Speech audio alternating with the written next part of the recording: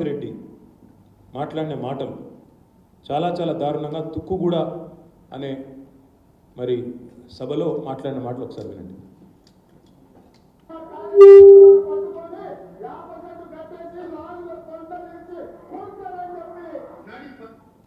తర్వాత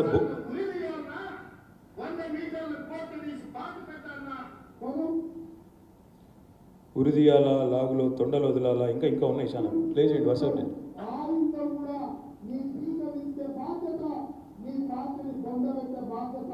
నీ ముట్టి మీద ప్రాయముడు స్పీకర్ మొదలు పెట్టే బిడ్డ నేను టీవీ లైన్ లో కూర్చొని 4 గంటలు కూర్చున్నాను. సిగ్గులు అడుగుతున్నా.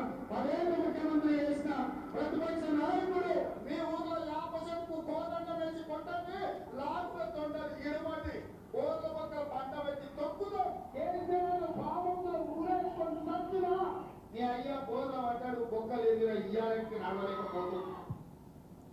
మరి ఇవన్నీ ప్రవచనాలు, ఇవన్నీ సూక్తులు, నీతి సూక్తులు, చాలా మంచి సుభాషితాలు. ఎలక్షన్ కమిషన్కి ఏమో ఇవి చాలా చక్కటి సుభాషితల్లా వినబడతా ఉన్నాయి. ఇంతకంటే దారుణంగా మాట్లాడినాడు రేవంత్ రెడ్డి. కేసీఆర్ తల నరకండి, కేసీఆర్ తల నరకండి, కేసీఆర్ తల తెగ్గోయండి, ఇట్లాంటి మాటలు కూడా ఈ ముఖ్యమంత్రి మాట్లాడిన మాట. ఇవేవి కూడా ఎలక్షన్ కమిషన్కు కనబడదు.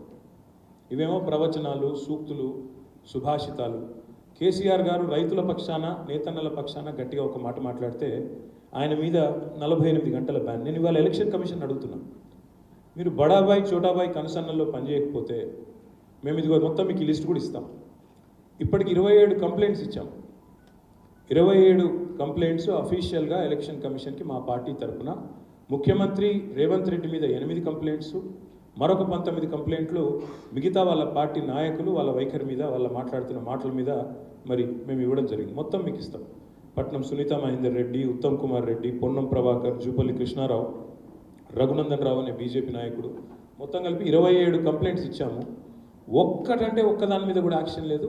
కేవలం కొండా సురేఖ గారు ఏదైతే ఒక్కటి మాట్లాడినారో దాని మీద మందలింపు, సెన్షన్, ఒక్కటే ఒక్కదాని మీద మాత్రం మందలింపు తప్ప ఈ రోజు వరకు ఒక్కటంటే ఒక చర్య కానీ వారి ప్రచారాన్ని నిషేధించడం కానీ ఇంకోటి కానీ కాదు.